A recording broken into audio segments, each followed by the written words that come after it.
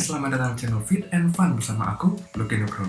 Dan di video kali ini aku akan share ke kalian tutorial bagaimana cara menghitung kalori makanan dan minuman yang akan kalian konsumsi dalam sehari.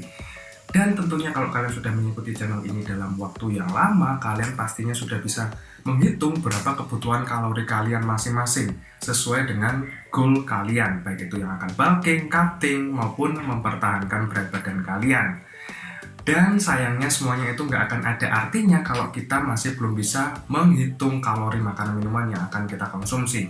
Nah, untuk menghitung kalori makanan minuman kalian, itu memerlukan dua alat, yaitu yang pertama adalah timbangan digital, dan yang kedua adalah aplikasi untuk tracking kalori. Di internet ada beberapa macam aplikasi tracking kalori, dan di sini aku akan menggunakan MyFitnessPal untuk tracking kalori. Jadi di video ini aku akan ajari kalian bagaimana cara menggunakan aplikasi MyFitnessPal ini untuk tracking kalori. Dan di video berikutnya aku akan share ke kalian bagaimana cara menghitung atau menimbang makanan minuman yang akan kalian konsumsi sampai kalian menginput ke MyFitnessPal. Jadi kalian bakal tahu berapa kalori yang kalian konsumsi dalam 1 kali 24 jam. So, nggak usah lama-lama lagi, langsung kita ke tutorialnya. Nah oke, sekarang kita pastikan kalian memiliki aplikasi MyFitnessPal di handphone kalian masing-masing. Kalian bisa download di App Store maupun di Play Store. Kalau sudah, tinggal kita buka aplikasi MyFitnessPal. Kemudian kita klik sign up. Nah, di sini kalian bisa sign up dengan email ataupun dengan Facebook. Aku gunakan dengan email. Nah, kemudian setelah kalian memilih, kalian akan menuju ke goal kalian, apakah lose weight, maintain weight, atau gain weight. Di sini aku akan memilih gain weight. Nah, kemudian halaman selanjutnya adalah tingkat aktivitas kita. Kita bisa mengisi sesuai dengan tingkat aktivitas kita masing-masing. Intinya seperti saat kita mengisi di tdikalkulator.net. Nah, kemudian isikan profil kita, aku mail, kemudian birthday-nya.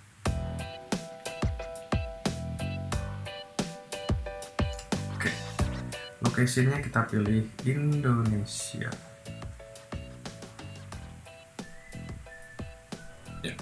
Zip code-nya bisa dikosongin, kemudian isi tinggi badan kita ganti dalam sentimeter 165, berat badannya kita ganti kilogram, berat badan aku sekarang 59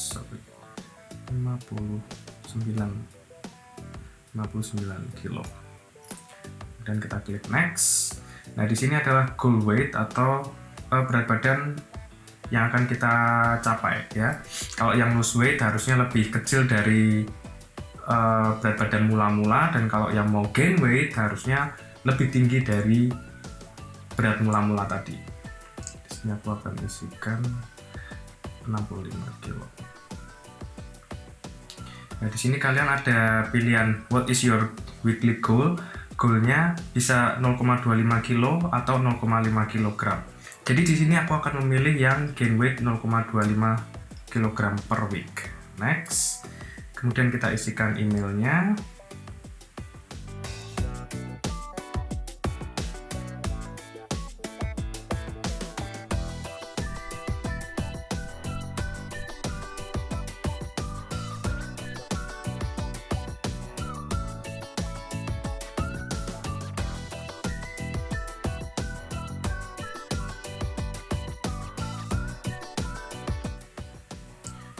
Oke, nah di sini kalian akan mendapatkan rekomendasi kebutuhan kalori kalian masing-masing.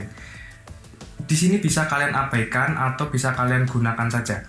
Silahkan kalian abaikan kalau kalian sudah memiliki program diet kalian masing-masing atau program fitness kalian masing-masing. Silahkan kalian ikuti itu. Kalau kalian belum memiliki program kalian bisa ikuti di aplikasi ini. Tapi saran aku tetap ikuti program yang sudah kalian tetapkan. Kita gunakan aplikasi ini hanya untuk tracking kalori saja. Oke, ya tinggal kita klik continue.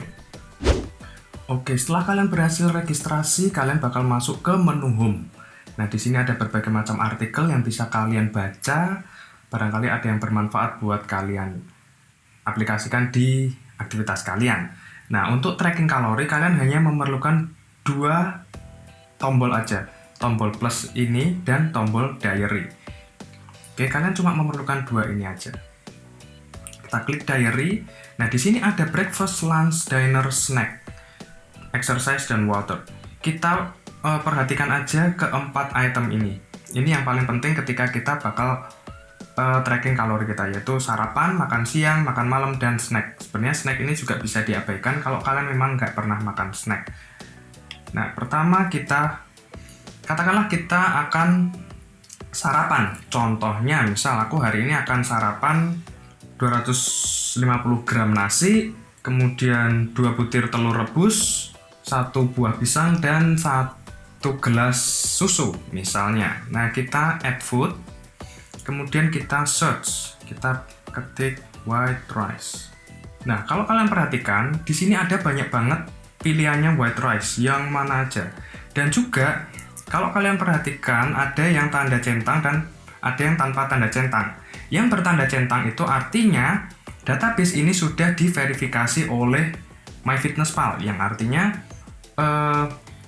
data nutrition fact-nya itu sudah dipastikan valid, sedangkan yang tidak bercentang belum diverifikasi oleh tim MyFitnessPal.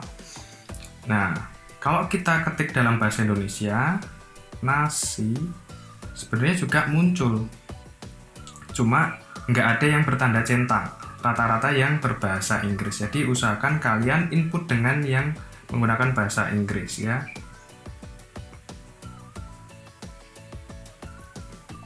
Oke, nah di sini kan ada banyak nih pilihannya, pasti kita bakal bingung, yang mana nih yang benar, yang bakal kita pakai nih. Nah, kalau aku biasanya akan melakukan double cross check. Yang pertama, aku memastikan yang bertanda centang. Yang kedua, aku browsing dulu, misalnya nasi yang aku makan itu sebenarnya per 100 gramnya itu mengandung berapa kalori sih? Nah, bisa aja yang bertanda centang ini berbeda jenis nasinya. Nah, kalau ini yang terjadi, yang kita input di aplikasi ini akan menjadi tidak valid karena nggak sesuai nih kalori yang kita makan dengan kalori yang kita input. Jadi memang perlu hati-hati dan perlu ya double cross check. Nah, ini contohnya ada nih, long grain white rice cook. Nah, setelah kalian pilih akan muncul tampilan seperti ini. Ada ringkasan nutrisinya dan juga ada number of serving dan juga serving size. Untuk serving size itu artinya adalah berapa berat nasi dalam satu sajian. Di sini pilihannya ada 100 gram, ada 1 gram. Kita pakai aja yang 100 gram. Oke. Dan karena pagi ini aku akan makan 250 gram, artinya di sini kita isikan number of servingnya 2,5 serving. Nah, jadi kalorinya sekitar 325 kalori. Kalau sudah, tinggal kita klik centang. Nah, sudah tersimpan di breakfast. Nah, sekarang kita tambahkan telur, egg.